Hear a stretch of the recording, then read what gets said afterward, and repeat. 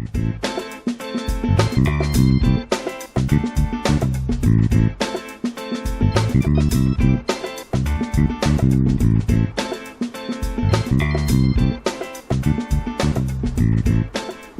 so serious.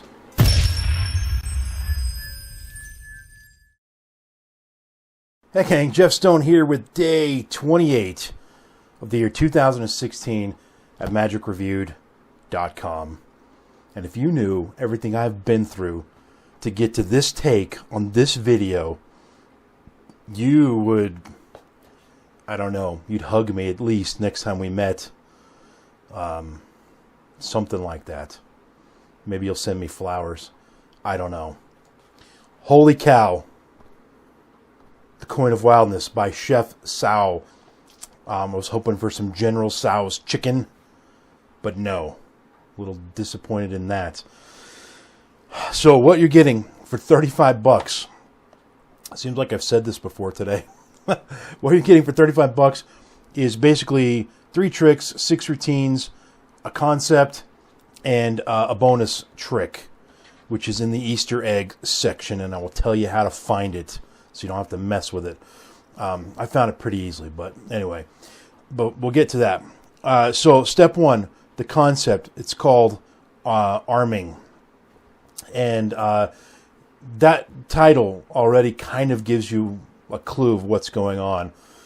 There was another DVD produced before this one that I believe it was actually called Arming, and the ad copy for this DVD says that this video takes the first DVD's concept and makes it a little bit easier and adds some easier moves to it.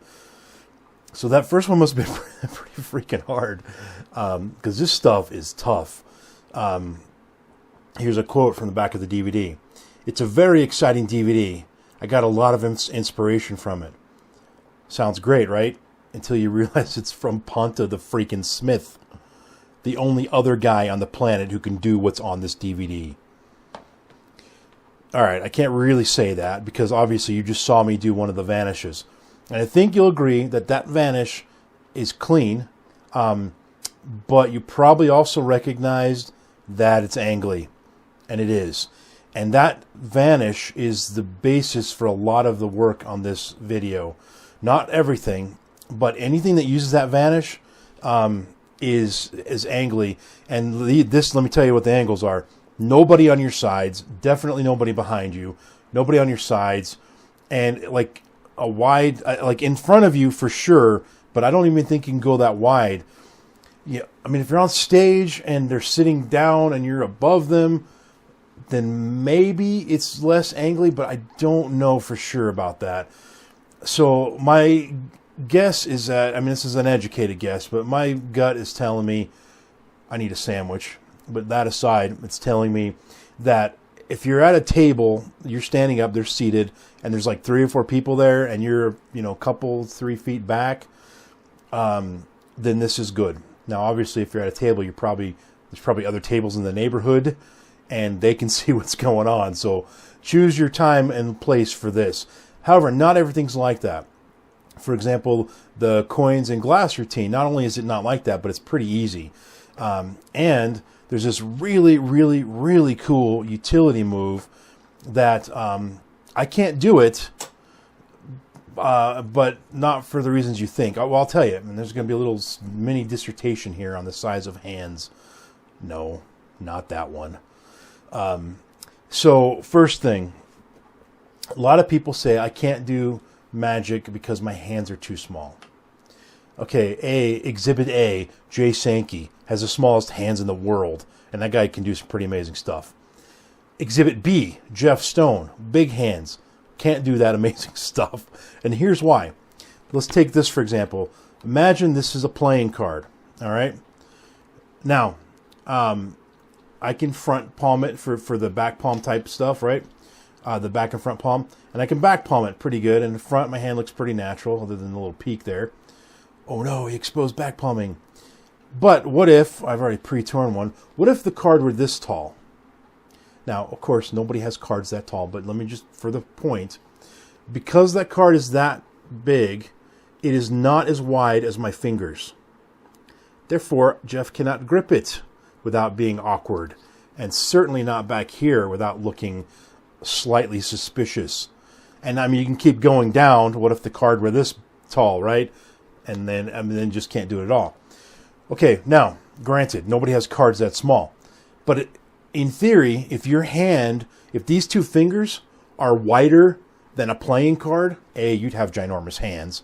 But if they were wider than a playing card, then you would not be able to do back palming because your hands are too big, not too small. Second thing, I have a problem palming coins because the muscles in my hands that do the palming are too far apart to get a good grip on them. Now, I understand that can be trained, and over time I can develop the muscle better. But usually when people start classic palming, their first attempt or so, they can at least feel the right place. I can never quite get that. So, that aside, here's the problem, the reason why I can't do this really, really good move. Because of the width of my two middle fingers, this coin, it's about the biggest size I'm going to find. It's about the same size as an Eisenhower.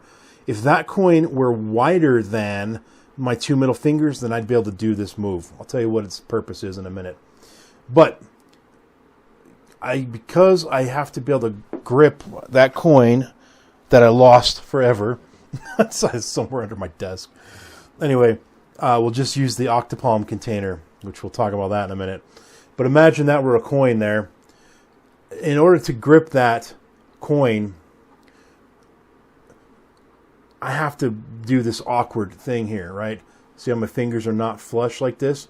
Whereas if the coin were wider than the fingers, then there would be coins sticking out on either side here, and I'd be able to grab it, okay? Being able to do that, so if you have a coin that matches your size of your hand, being able to do that allows you to be able to do this.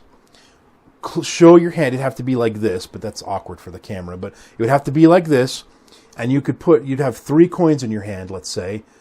Close it up, reopen it, and now there's only 2. Or you could have 4 coins, close it and reopen it, and there's only 3. It's that clean. You can even go then to 2. You can't go down to 1, but you can go down from 4, maybe 5, down to 4, 3, 2, and it's literally, there's X number of coins, close, reopen, there's X number of coins minus 1, close that, now X minus 2, and so on, down to leaving no less than 2 coins in your hand. It's not a hard move. It's really not. I mean, even though I can't do it, just conceptually looking at it, I know it's not hard, but because of my fingers being too big, I can't do it. So, that move is, if you're a coin guy, like if you do, or girl, or newt, or neuter was what I meant to say. Whatever. You know, those guys in the Old Testament that got neutered so they could be slaves for the kings. One of those guys. If you're one of those, either way, if you do coin work and maybe a 3-fly routine or a coins across routine, that's a great way to show, I've got 3 coins in this hand, close, it appears over here, and then you open that up, and there's only 2 showing. Very cool. So, if you're a coin person, that may be worth the cost for you right there. That vanish I did, if you don't mind the angles, also might be worth your while. The coins through glass routine, which is a coin penetration, it's in the ad trailer, you'll see it. And it's pretty clean looking. So if you like that, then this might be worth it. The other stuff is all, in my opinion, visual and good.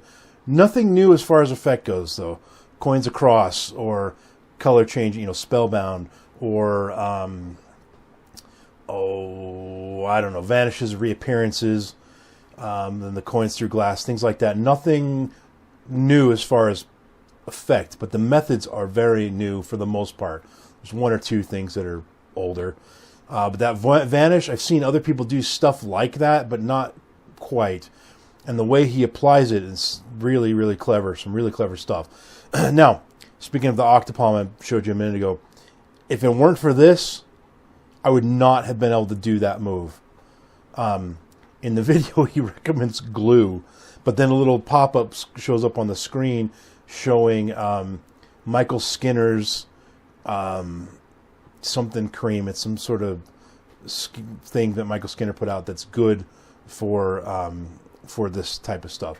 So I like Octopalm. If you haven't seen it, if you don't know what it is or whatever, I'll put a link in the YouTube video description down below that will take you to my review of Octopalm. Also, if you just read the written review at magicreviewed, past tense, reviewed.com, then there's a link in the written description of this review here to the Octopalm review. Anyway, this is one of the best $10 you'll ever spend if you work with cards or coins. So, so what are the effects? I think we've covered that pretty well. It's pretty standard stuff. There's one effect on there that the effect, if you just read what is the effect is, you can say, yeah, that's a clear effect. But watching the effect, it's not so clear. There's a lot of the back and forth business where it's a spellbound thing where you have 3 copper coins and they all turn silver or whatever. But there's so much back and forth business of, look, it's over here and here, and there's 3 here and 2 here, and it's the effect kind of gets lost in that business. But other than that, the effects look pretty clean. So methods. I think we've talked a little bit about method here. Uses that vanish that I showed you at the beginning of the video. It uses some other pretty standard, well, not standard. That's not the word all I'm looking for because these are original methods. Some timings, that's the word I'm looking for. I don't know where standard came from.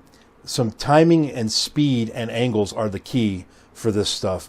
And some of it is really, it's hardcore, guys. I mean, it's pretty hardcore. The basic vanish I showed you, the coins through glass, and that little show 3, close your hands, show 2 thing, those 3 things, I think a beginner could pick up pretty quickly. Everything else, I think, is pretty advanced stuff. But if you're a coin person, then you may totally be into that. All right, so any questions about method? If so, you're going to have to put them in the comments because I can't hear you right now. Add copy integrity. It's solid. There's only one issue I had, and I can't prove that it's a real issue. But there's a moment in the ad trailer where he has a coin in the palm of his hand. He snaps his fingers, and the coin just vanishes. Now, he teaches that on the DVD. And it's basically a barehanded striking vanish. Which we know the striking vanish works. I mean, if you know it, you know that it works, and people don't see what the coin does to vanish. And you don't see what the coin does to vanish in the ad trailer. However, it just, something about it did not look right to me. So I slowed it down and stop, start, tried to do as close to frame at a time as I could. And it feels, I can't prove it, but it feels like they might have cut a frame or 2 out of there to make it look a little bit cleaner than it really was. I can't say that for sure, though. I can't. However, what makes me a little more suspicious is, I need another coin here, darn it. I had a whole bunch of coins here. Well, here we go. Right here. So during look, it looks just like the other one. During the explanation section, there's a particular move, I don't think this reveals anything because this is an old move, where you have a coin here. You're here, though, and again, that's an awkward angle for the camera, but it's this kind of view that the audience is getting, right? But I'm going to turn my hand up this way because it's just less awkward. You would never actually do it this way. But with the coin there, you can't spread your fingers, right? Well, in the performance on the teaching video, he does the move and then he spreads his fingers all the way back to the base of the hand. Like, not the front. See how there's a nice gap right here? But he had a gap down here. Now, to be fair, maybe the gap was actually the edge of the coin and it just blended in with the background so it looked like he was spreading more than he really could. I'm willing to admit that that's a possibility. But it sure didn't look like it. It looked like he really was doing this, with that coin there. And then at the end, there's this little kind of cleanup move that you do where your hand comes over and grabs it secretly. And I don't know how the heck I'm going to do it from this angle. But it was one of those things when he did it, in the trailer or in the video, it looked like he was just pretending to grab a coin. It just looked suspect, which is weird because that move works and it does the thing it's supposed to do in that routine. So I don't know. I'm just gonna. I'm trying to give the benefit of the doubt here, so I can't. I'm throwing a teeny BS flag on that, but not a huge one. So there you go. Last thing, so that's ad copy. Product quality. The teaching is good, but it's silent with subtitles. And you get your choice of no subtitles. I think Chinese, and then I think Japanese, but I can't tell because it's written in Chinese and or Japanese. And then English. They do a good job of showing the front view, and then they cut to the over the shoulder, then the front, then the over the shoulder, back and forth, and they do the front in color and the back black and white, so you can separate audience view and performer view. There's a lot of this music they're playing. I don't know how else to explain it other than it's like if you were watching like a holiday Christmas movie or something, but there was like a big crescendo event moment in the movie, and they're playing this sort of holiday-ish sounding heroic music. I don't know how else to describe it, but that got old after a while, so just mute it when you watch it. And of course there's that problem of looking back and forth at the technical stuff going on and the words written on the screen. A lot of it though I think you can learn just by watching, but either way, with or without the subtitles, you're gonna have to watch this multiple times to be able to get this. So I think that's it. Oh, there was, of course, they had a Pally all button. I'm sure they were trying to spell play all button. That aside, the English translation was pretty good. The text was. So I think we're done here, folks. You know everything you need to know to purchase or not purchase this DVD. So we're going with 4 stars. Stone status of Jim. So it's time to push that button so you can subscribe to this channel. Thumbs up this video and listen to the random iTunes song of the moment, which is, Danny's song. You hear the coughing there. It's is that Kenny Loggins? Somebody Loggins, and it's the old "Even Though We Ain't Got Money" song. It says Loggins was this is not the Kenny Loggins version, but it seems like the version I knew was from not Kenny Loggins. I'll have to research that and put it in the clip, the description down below. Anyway, this song happens to be from my friend Bill Bruff, friend/accountant of Stone Cold Magic, Bill Bruff. It's a live concert of him. He has a duet, Billy and Sally, and it's a live concert from that. And it's actually there's some really good stuff on there. So if you like sort of folksy, kind of 70s music. Also, though, he has some other stuff that's a little bit more 70s rock. And it's funny, every time a song comes on from him on my playlist when I'm just listening to my headphones, I always think it's like, oh man, that sounds like the Bee Gees. I don't know if I recognize this song from the Bee Gees. Or one time I thought it was a Beatles song. There was another time, I can't remember, somebody else, some other big band though. And I always tell them when that happens. And then one time I heard, I think it was a Bee Gees song, and I'm like, oh, is this Bill? So either I have a terrible ear or he sounds like these famous rock stars. So that's it for this one, guys. I'm going to shut my face now. It's been long enough, especially since this is like the 35th take. So it's time to reveal tomorrow's review. And that is Exquisite. I got another one from Michael Amar. And I'll just tell you this. Turns out I did have a defective gimmick. I'll tell you all about it tomorrow.